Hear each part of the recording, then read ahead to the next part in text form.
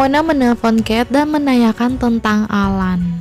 Kate tidak tahu kejadian sebenarnya meskipun otoritas Thailand mengatakan itu adalah masalah hubungan luar negeri, tapi apa yang dilakukan Alan benar-benar parah. Mona tidak masalah sekarang karena Alan melakukannya tanpa mengetahui itu ilegal dan sekarang Alan malah menjadi pahlawan. Kate menuduh Alice ada di balik semua ini dan meminta Mona untuk menemukan Alice. Mona sudah tahu apa yang harus dia lakukan. Dia tahu cara membuat Alice keluar dari persembunyiannya. Apalagi rencana Mona kali ini ya. Di hotel, Pangeran Will datang mengunjungi Alan. Dia mengucapkan selamat pada Alan karena semuanya berakhir dengan baik. Tapi Will juga menyalahkan dirinya sendiri karena seharusnya dia menyarankan Alan untuk mengembalikan emasnya di Hyrsos. Jangan menyalahkan dirimu, itu adalah keputusanku. Menurutmu siapa dalang di belakang ini? Dan siapa orang-orang itu yang mencoba mencuri emas dan uangnya? Bagaimana mereka bisa tahu? Will tidak mau membahas itu lagi karena sudah selesai. Jika Alan masih mau mencari tahu, itu hanya akan menyusahkan dirinya sendiri. Bukankah sekarang Alan adalah pahlawannya? Tapi Alan juga heran dan penasaran, dia adalah penjahatnya, tapi tiba-tiba dia menjadi pahlawan. Di Hyrsos, Mona mulai bertindak semena-mena menghasut jenderal bahwa Alice adalah dalang di balik masalah selama ini. Raja Henry yang sakit dan transaksi emas ilegal yang melibatkan Pangeran Alan. Mona juga memerintah jenderal untuk menangkap Petra yang juga terlibat. Mona memberikan flashdisk bukti Petra bersalah. Lalu Mona dengan sombongnya menangkap Petra atas tuduhan meracuni Raja Henry. Petra hendak menjelaskan bahwa penyakit Raja Henry bukan karena keracunan, tapi Mona tidak peduli. Pangeran Andre sudah memberinya kuasa untuk menangkap orang-orang yang berada di balik masalah yang terjadi, termasuk Alice. Para penjaga pun menahan Petra di sebuah ruangan. Di rumah dinas, Darwin dan para anak buahnya merayakan atas pekerjaan mereka yang selesai dengan begitu baik. Mereka terlihat sangat bahagia. Alice juga bahagia. Alice berterima kasih karena sudah menjaga adiknya dan juga mengembalikan emasnya ke Hyrsos. Jessie meminta maaf karena sudah kasar dan tak mempercayai mereka. Ternyata mereka benar-benar menjaga dan merawat putri mahkota.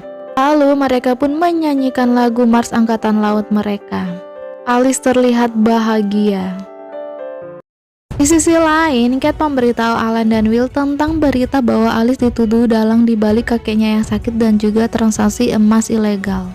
Tapi Alan tidak percaya dan ngotot bahwa Alice sama sekali tidak terlibat dengan itu semua. Will penasaran dari mana Kate tahu berita itu. Dari orang dalam perwira tinggi, mereka menerima surat rahasia tentang keterlibatan Alice. Jadi, siapapun yang menyebarkan desas-desus tidak ingin diketahui di depan umum. Dia memiliki kekuasaan, dia ingin mengeluarkan Alice dari tempat persembunyiannya. Alan sontak mengatakan itu adalah ibunya.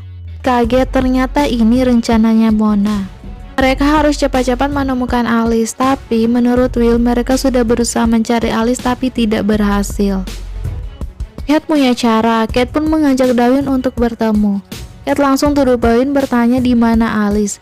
Kate tahu Alice bersama Darwin karena dia mengumpulkan informasi tentang Darwin dan juga tentang transaksi emas ilegal itu. Alan sudah berbuat hal yang salah, tapi Alan malah diberi penghargaan. Kate yakin Alice dibalik itu semua karena Alice sangat mencintai keluarganya dan tidak ingin mempermalukan keluarganya. Tapi menurut Darwin itu hanya dugaan putri Kate, bukan bukti. Kate kesal dan mengatakan negara Hyrsos sedang dalam masalah. Jika Alice tidak segera keluar, maka akan lebih kacau lagi dan Alice akan dalam masalah yang lebih besar. Kate memohon pada Darwin untuk menyuruh Alice keluar dari persembunyiannya. Tapi Darwin tetap bersikeras bahwa Alice tidak sedang dalam perlindungannya. Lalu Darwin pun pamit pergi. Di markas, semua tim berkumpul. Pak Cacai menjelaskan bahwa ada rumor Putri Alice bekerja sama dengan para pemberontak, penyebab Raja Henry diracuni dan terlibat dengan transaksi emas ilegal.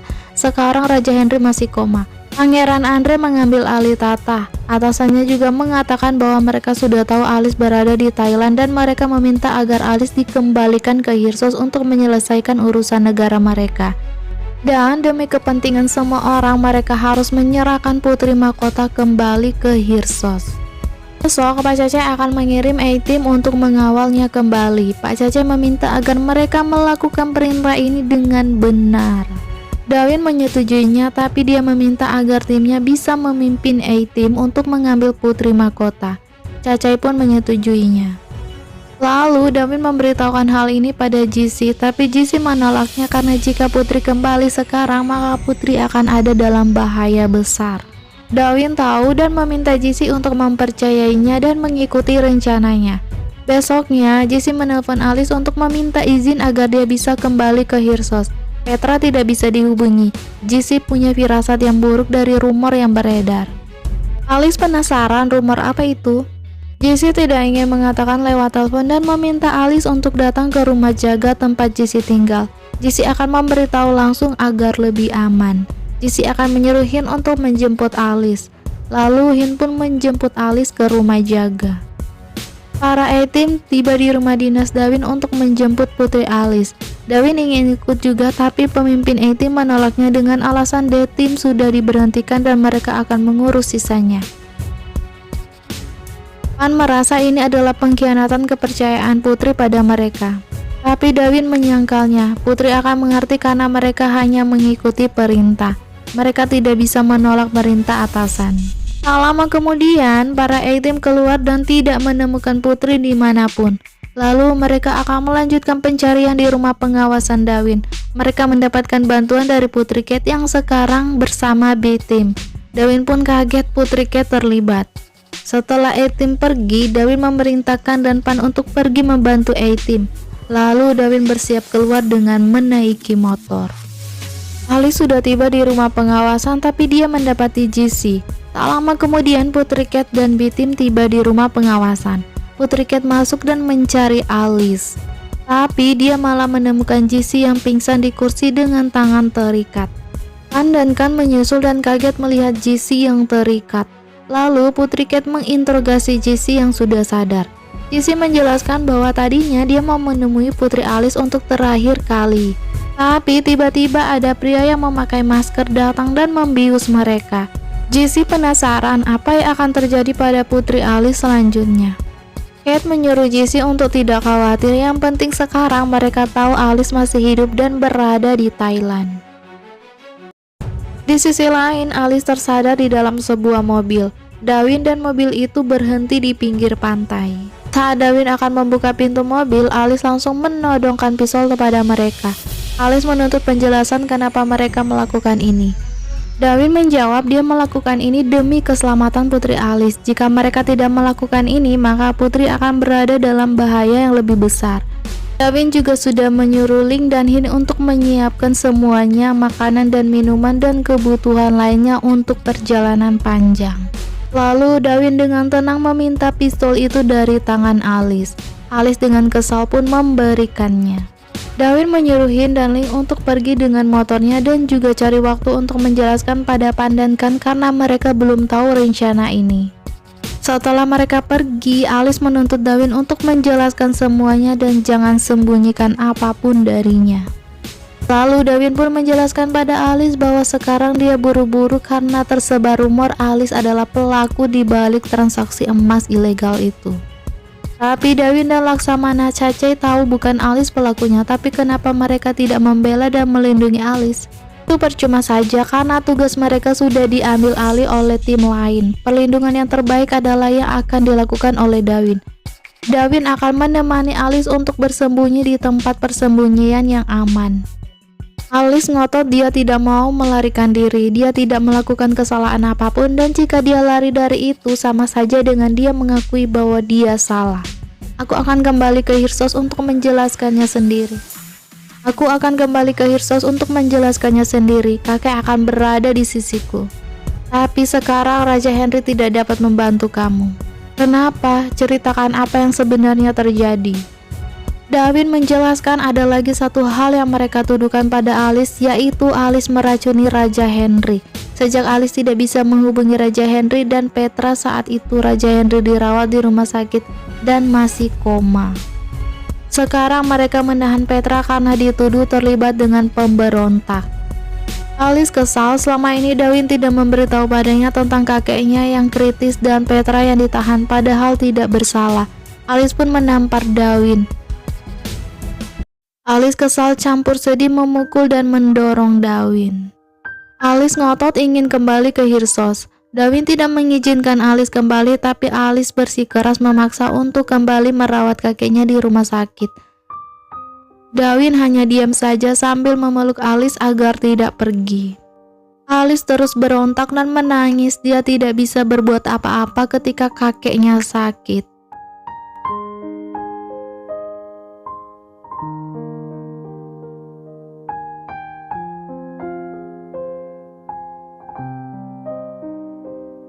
Darwin meminta Alice untuk mempercayainya. Darwin sudah berjanji pada dirinya sendiri dia akan melindungi Alice dengan sepenuh hati, bahkan jika itu harus mempertaruhkan hidupnya.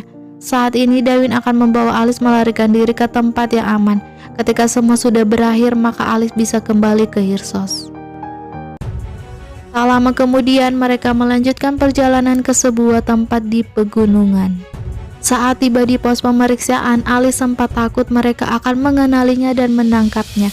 Namun saat diperiksa, Darwin berpura-pura layaknya suami istri yang hendak bersantai di pegunungan. Mereka pun berhasil melewati pos penjagaan.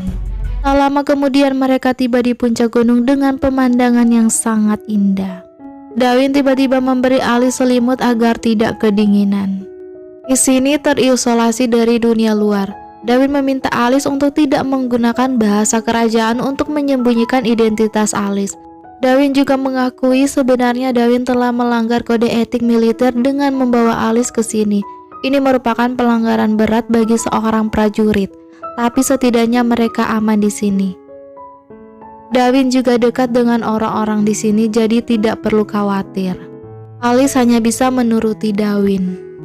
Tiba-tiba seorang wanita datang dan memeluk Darwin. Mereka terlihat sangat akrab. Lalu Darwin memperkenalkan wanita itu adalah Mutme. Darwin memperkenalkan Alice sebagai Nari. Mutme mengajak Alice dan Darwin untuk beristirahat di tempat yang sudah dia sediakan. Tapi Alice kesal Darwin tidak memperkenalkan Alice sebagai istrinya. Mutme dan Darwin sangat dekat dan dia tidak akan percaya jika Darwin memberitahunya.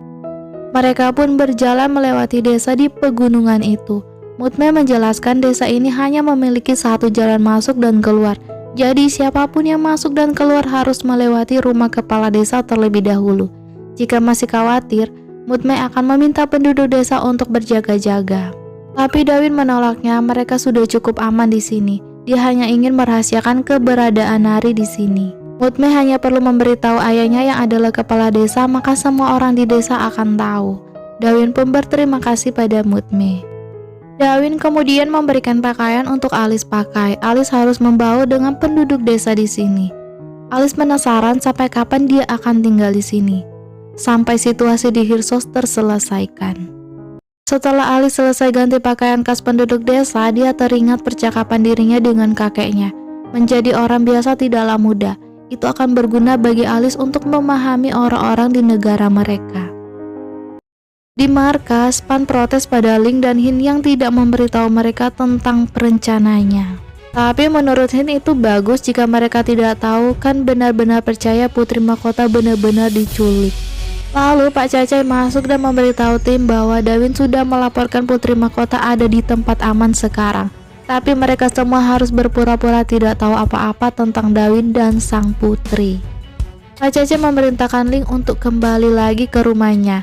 Hin tetap berjaga di rumah pengawas dan Pan dan Kan melindungi Pangeran Alan dan Putri Kate seperti biasa.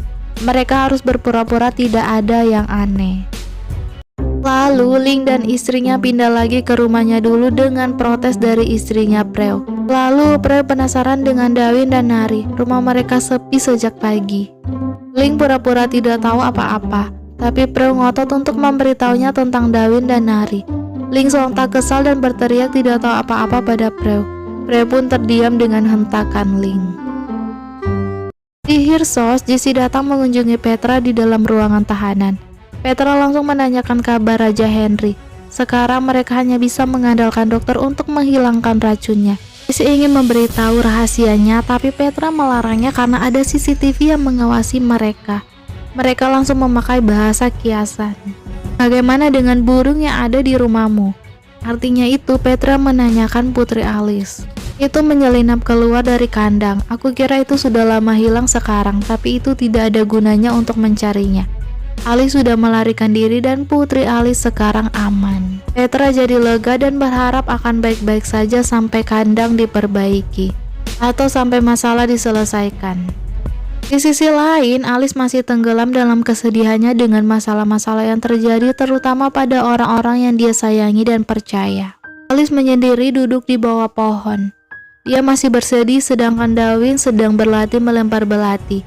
Ini adalah salah satu seni bela diri Thailand sejak zaman kuno. Dengan cekatan Dawin melempar belati itu dan tepat sasaran. Dawin mencoba menghibur Alice dengan menawarkan untuk mengajarkan Alice seni bela diri ini. Bukankah Alice suka bela diri yang eksotis?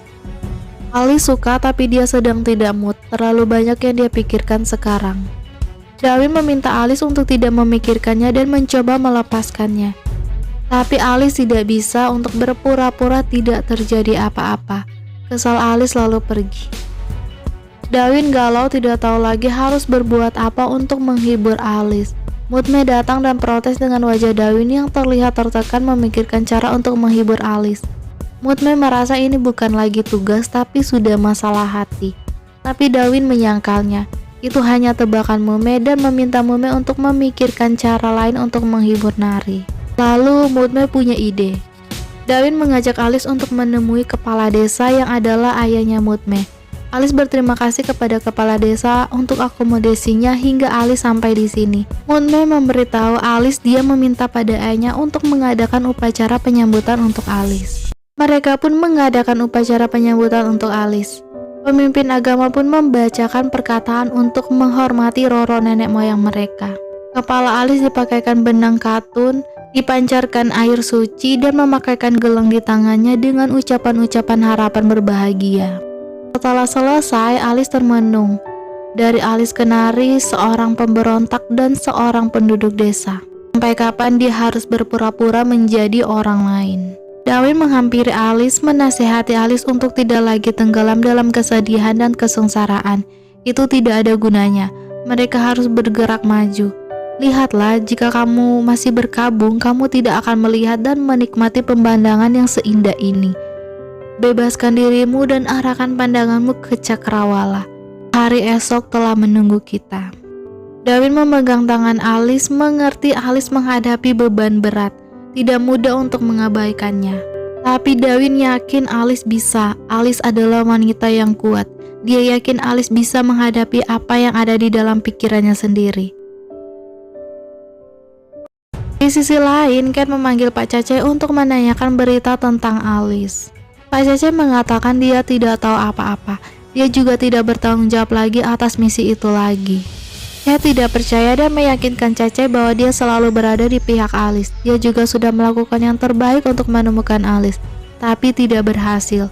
Cat berharap Pak Cace mau membantunya. Pak Cace bersedia membantu Cat. Jika ada kabar tentang Alice, dia akan segera memberitahu Putri Cat. Sementara itu, Pangeran Alan menerima telepon bahwa kakeknya belum sadarkan diri. Dia pun menyuruh suruhannya untuk mengabarinya tentang perubahan kakeknya. Sedangkan Alice, dia masih dalam kesedihannya memikirkan kakeknya. Saat Alice berlatih sanggar, dia terjatuh. Kakeknya menyemangatinya untuk bangkit. Saat itu juga dia menyemangati dirinya sendiri.